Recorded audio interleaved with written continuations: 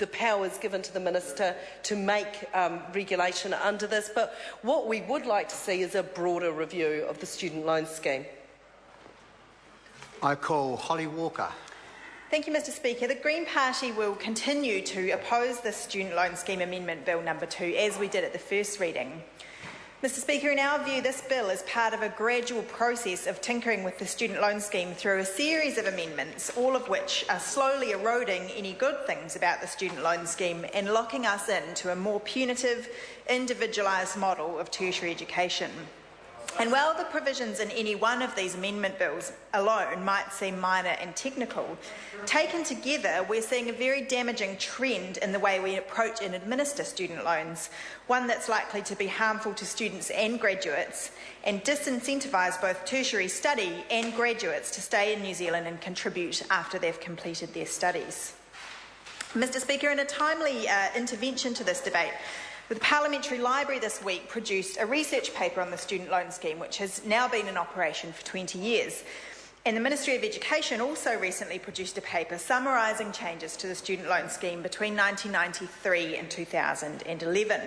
And I thought it might be useful to the House to hear some of the facts presented within these papers, including some of the incremental changes that have been introduced by this government, which are slowly eroding the fairness of the scheme. And I might start because I'd like to address a straw man argument put up by one of the earlier speakers, Todd McClay, about the write-down rate that the government receives for the student loan scheme, because he said that they've had this great policy of bringing it down from 48 cents in the dollar to 40 cents and actually managed to get it down to 39 cents in the last 3 years. But of course what he neglected to tell the House is that when they came into government it was at 40 cents in the dollar, Mr Speaker, and increased under their watch, and all they've managed to do is bring it back down to what it was when they came into office. But, Mr Speaker, more fundamentally, I want to run through some of the incremental changes that this government has made to the student loan scheme that have eroded the fairness of that scheme. Now, these include, first of all, introducing a lifetime limit of 7 Fs, or roughly 7 years, of borrowing per student under the student loan scheme, so that a student who'd completed a 4-year bachelor's degree with honours, a 2-year master's and started a 3-year PhD would lose access to their student loan funding partway through their doctoral study. They also reintroduced the academic requirement that a borrower has to have passed at least half of their previous 2 years of study in order to continue to qualify for a student loan. Now, that's a manifestly unfair measure that was abolished way back in 1993 but reintroduced by this government. They've restricted access so that students over 55 can no longer borrow under the student loan scheme, as we heard from the previous speaker, Megan Woods, nonsensically making it more difficult for older people to upskill and retrain during a period of global economic recession. They also made it more difficult for new immigrants to qualify for the student loan scheme. It's true. It's true. You restricted the children of permanent residents from being able to borrow under the student loan scheme. It's true. You did it. Your government did that. It's not rubbish. You look it up. They also restricted part-time students from being able to borrow for course-related costs, and something also referred to by the previous speaker, again making it very difficult for people to upskill and retrain. They increased the administration fee on the student loan scheme from $50 to $60 per year and introduced an annual $40 IRD administration fee for graduates paying off their loan. They reduced the 3-year repayment holiday for graduates overseas to just 1 year. They abolished the 10% voluntary repayment bonus, and they increased the automatic student loan repayment rate from 10 to 12 cents in the dollar. In short, Mr Speaker, a series of amendments which restrict access to student loans, make it harder for key parts of the population to upskill and retrain, increase the cost of the scheme, disincentivise graduates to repay their loans faster, increase the likelihood of overseas borrowers defaulting on their student loans, and hit graduates harder in the back pocket as soon as they graduate by forcing them to pay 12% of their income back on their student loan, even if they earn less than the full-time equivalent of the minimum wage, Mr Speaker. Meanwhile, the nominal value of the student loan debt reached $12 billion in 2012, and, as we heard, we've cut student allowances for postgraduate students, forcing them to borrow under the scheme and increase total student debt to pay for their living costs, or, as many have done, drop out of their courses. All in all, Mr. Speaker, not a particularly rosy picture.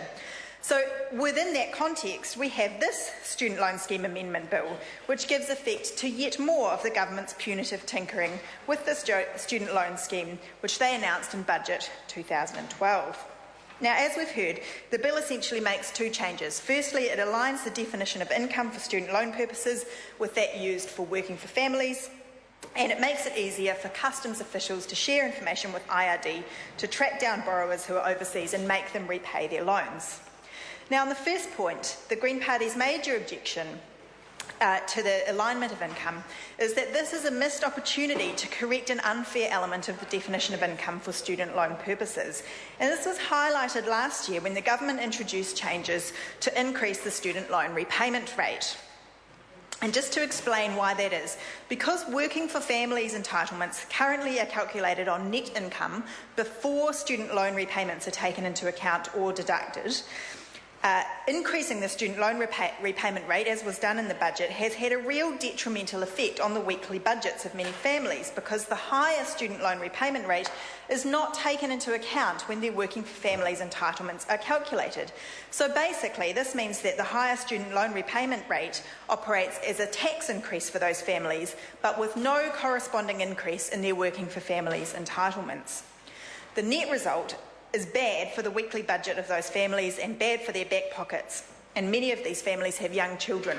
Because the previous speaker, Mr Macleay, talked a lot about hard-working taxpayers and New Zealand mums and dads who, resent the fact that students, who resent the fact that students and graduates borrow and have to pay back. Well, I'll tell you what, Mr Speaker, I'm 30 years old.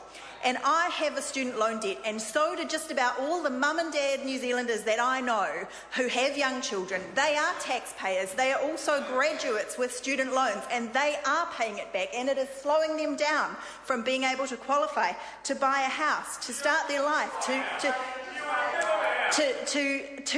start their lives, to have children, Mr Speaker. Those mum and dad New Zealanders all have student loans in this day and age. They didn't get a free tertiary education like these guys over here. So, Mr Speaker, while this bill aligns the definition of income for student loan purposes with the definition under working for families, we need a corresponding change that means that working for families entitlements get calculated after student loan repayments have been taken into account. And until that happens, the Green Party can't support the changes in this bill. Secondly, Mr Speaker, on the matter of information sharing between customs and IRD to chase up overseas borrowers, we have a real problem with such a policy being pursued in the context of the reduction of the repayment holiday for overseas borrowers from 3 years to 1, which has already taken place. Because while we have no problem per se with measures designed to encourage overseas borrowers to keep up with their student loan repayments, we can't support punitive measures to track them down at the border unless we have a corresponding enabling provision to recognise the importance of spending a time overseas and the experience and skills that gives to an individual, and the fact that many New Zealanders do so when they take their OE. These gains have been very well documented, and what we don't want to do is discourage people from returning to New Zealand when they've spent time living overseas. That's why the repayment holiday, when it was 3 years, was such a good idea, because it allowed individuals to spend time overseas for a period in which they weren't required to meet their student loan repayments and didn't rack up penalties and fines that might put them off returning to New Zealand. Introducing this information sharing provision means there's a much greater chance of them being pinged with huge penalties and extra debt when they return, and that in turn means there's a very real risk that those borrowers will decide not to return to New Zealand. And at a time when more New Zealanders are moving overseas than ever before, it's vital that we design policy that maximises the incentive for young New Zealanders to stay in the country and contribute to our economy and society, and this bill does the opposite of that. Finally, Mr Speaker, if I may turn the House's attention to the transitional provisions introduced in this bill by the Select Committee to enable IRD to administer the changes. Now, what we heard at the committee is that as a result of the large number of small but complicated technical changes made to the student loan scheme over the years, IRD's computer systems are now struggling to keep up and administer the scheme. And it's the same problem we were talking about in the House yesterday with regards to IRD's ability to administer the new child support formula. Now, here clearly is an IT system that's in urgent need of an upgrade. It's groaning under the weight of a student loan scheme that's been tampered with so much over the years that it can't cope anymore. And the government's answer is to give wide-ranging regulation-making powers by order in council to enable this to be fixed up progressively over time. It's neither fair nor transparent, and it's consistent with a theme we've seen from this government of giving these kind of wide-ranging regulation powers. Sorry to interrupt the honourable member. Her time has expired. I call Paul Goldsmith. Thank you, Mr. Speaker.